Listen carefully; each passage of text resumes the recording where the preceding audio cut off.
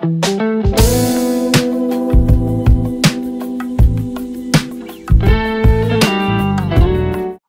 so what is up guys? Now, Prostedo is back at it again for another Bitcoin update with this point in time na madaling araw, no? Kasi medyo nagising ako and then nakita ko tong chart, so why not naman gawa tayo ng update. So ngayon, dito sa 15-minute time frame, no? So before, nung isang araw, nakita natin tong head and shoulders, na-hit yung target, na-hit.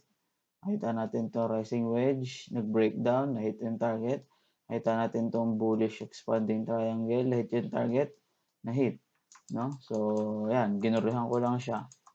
No? Pero ito, currently, we are monitoring this potential move, which is in-update natin kagabi. No? So, bago pala tayo magsimula dito, is maraming salamat sa mga nagsusubscribe dito sa channel natin. Kung hindi pa kayo nakasubscribe, so like, comment, subscribe, no? If pinanood nyo tong video, huwag nyo kalimutan like na rin sa ating video para para maggumana YouTube algorithm kasi sa pagkakaalam ko, sa pagdami ng like is pagiging nagiging suggested siya sa ibang YouTube viewers, no? So yan, ito yung mga in-update natin kagabi na nakita natin tong rising wedge around 4:41 PM. Nakita rin natin tong potential head and shoulders pattern sa kagabi dito sa 15-minute time frame ng around 8 o'clock fever or around 8 PM, no? Okay, so ngayon live na live, nakita natin siya bumabagsak. Pero ito yung monitor natin since 8 PM last night, no? So ano to? This is shoulder and the head and another shoulder.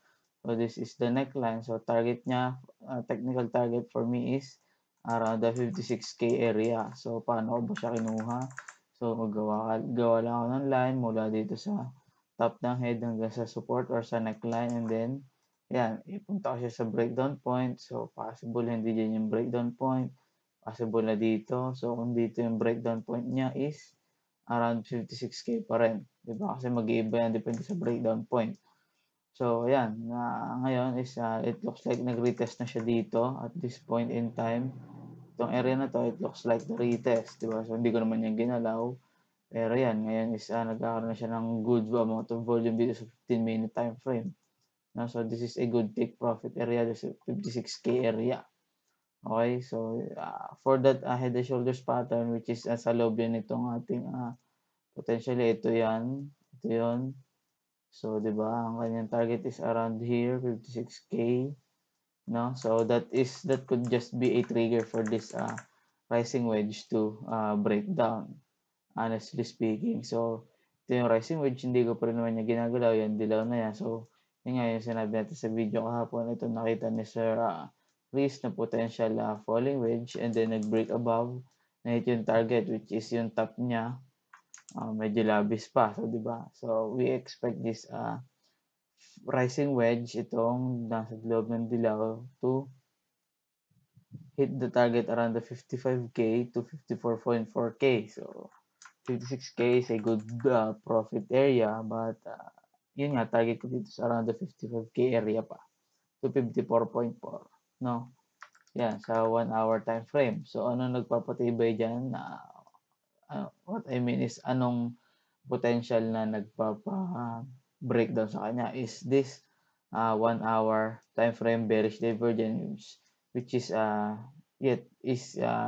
kita din siya sa 4-hour time frame. So kung gagamitin natin sa Fibonacci retracement tool as a support and resistance, yan, recent swing low to recent swing high, then potential supports yung pwede natin makuha dito. Diba, around the 55.7K yung 618, pero yun nga, the 786 is aligned sa una natin target around the 55K area. So again, good take profit area yung 56K, which is the target for this head and shoulders pattern, di ba? 56K. Meron nga sa 1 hour time frame confluency, 55K area dito kay 786. No? May Fibonacci retracement level.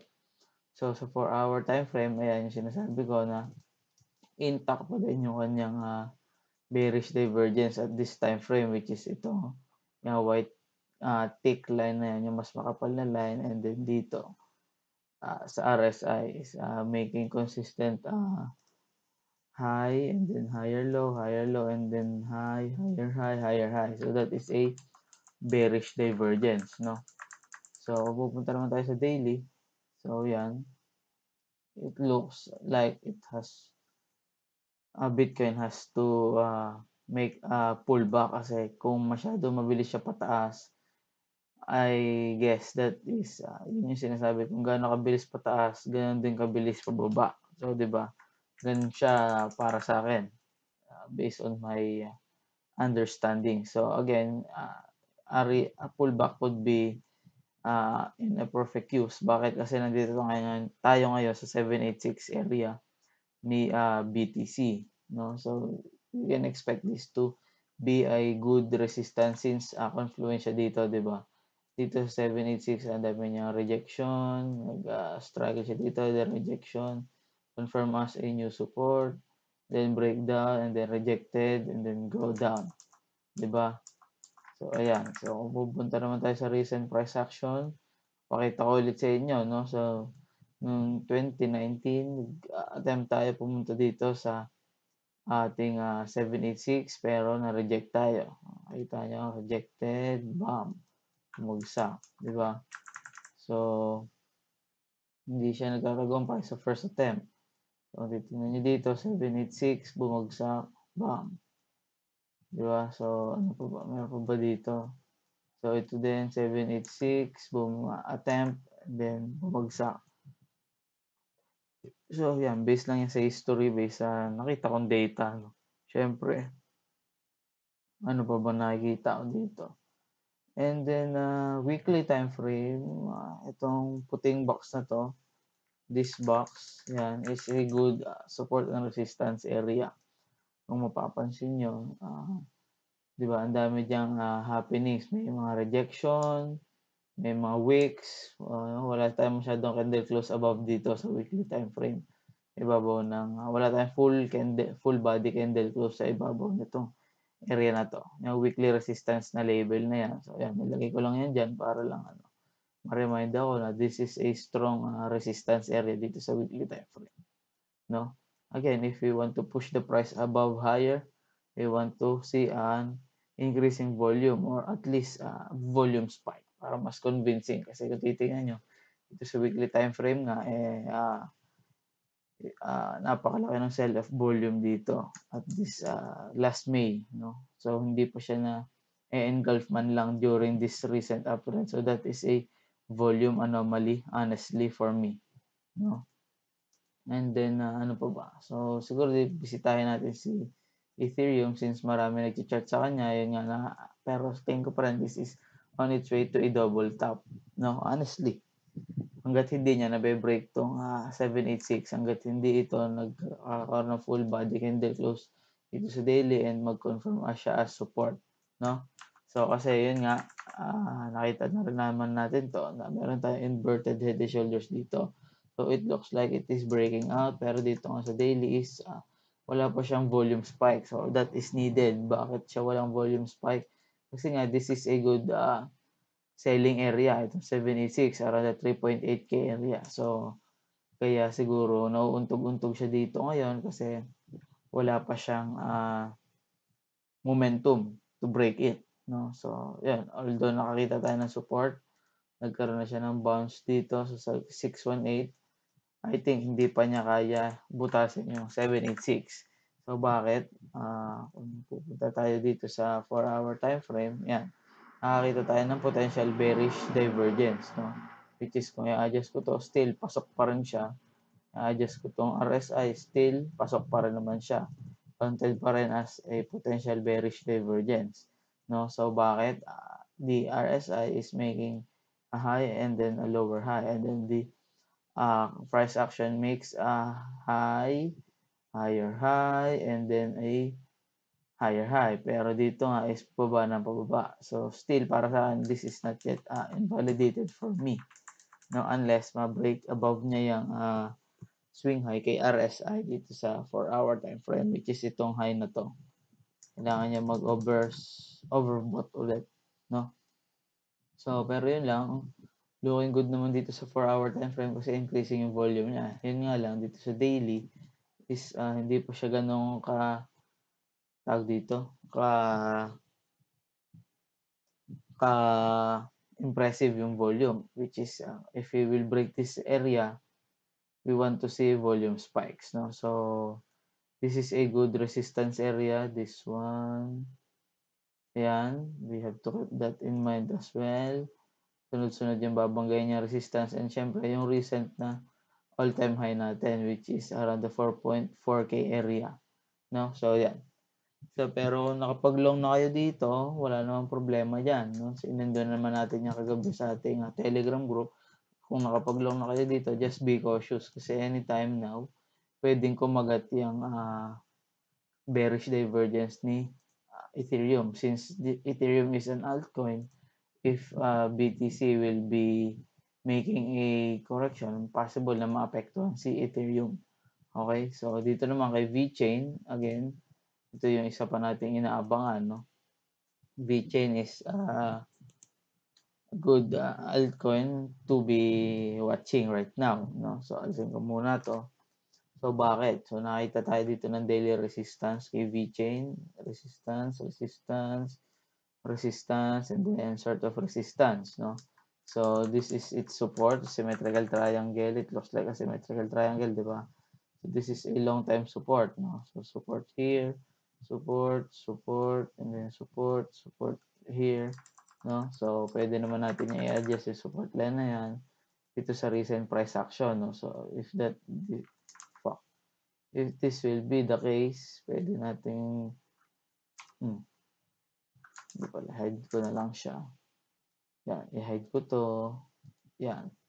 Pwede ko tong i-adjust papunta dito. Diba? So, it is not yet breaking out, no? So, alisin siguro natin to kasi nagiging libre si VeChain kapag yan yung susundin natin. So, yan, mas okay itong support and resistance area na to. Pwede ko din ganyan, pero sige, wag na lang. Ayan, mas okay siya. If this will break to the upside, potentially, ito yung magiging target niya around 0.26 cents, 26 cents, no? If mag-breakout siya. So, since hindi pa rin naman confirmatory yung kanyang volume dito sa daily time frame, di ba? Around 5 hours left pa para kay VeChain para mag-confirm siya as a breakout, pero yun nga, wala pa naman siyang volume. Kung titingnan natin dito sa micro scale, kay daily time frame, it looks like nag-struggle siya, no? Mabasag si 0.5 pa lang, no? Na kay 0.5 pa lang, nare-reject na agad siya, di ba? Reject. Okay? So, yan. Ang dami niya rejection dito sa 0.5.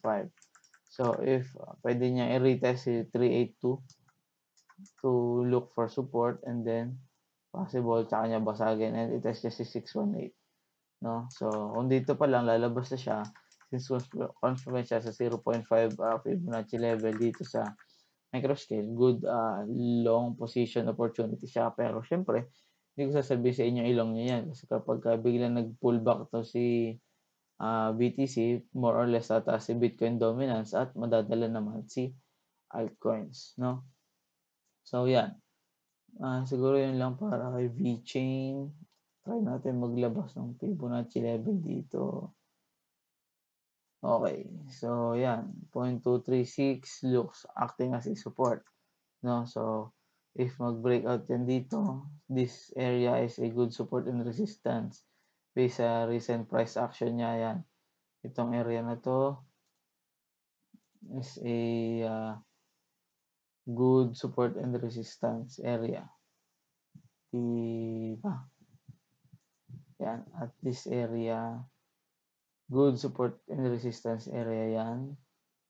Diba? Ang dami na nangyari. May rejection, diba? So, that is a good resistance area. So, pagkatapos naman yan, next yan is ito na. Yung 0.5 sa macro scale. Bakit? Kasi kung mapapansin nyo, halan siya dito, dati siyang resistance. Dito, mukhang upon trying to achieve that is na-reject siya. Dito, na-reject din siya dito ni 0.5, no? So, yeah. So, Fibonacci levels is a way to go.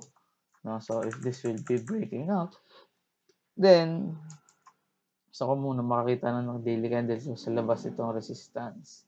Solid body, no?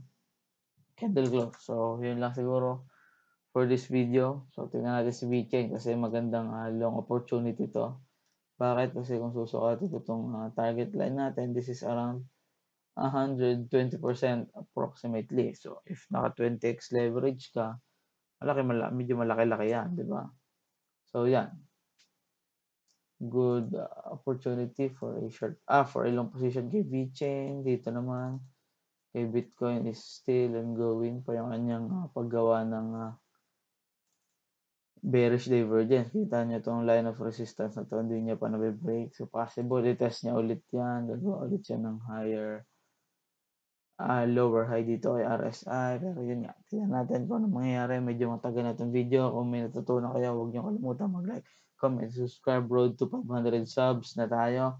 Then next natin target is 1K subscribers, no? So yun lang everyone. As always, give profits and protect your capital. Cut losses without mercy. Yun lang. Pwede na ulit matulog and yeah, let's go. Uy, Friday na ba ngayon? Uy, Friday na ngayon. Let's go.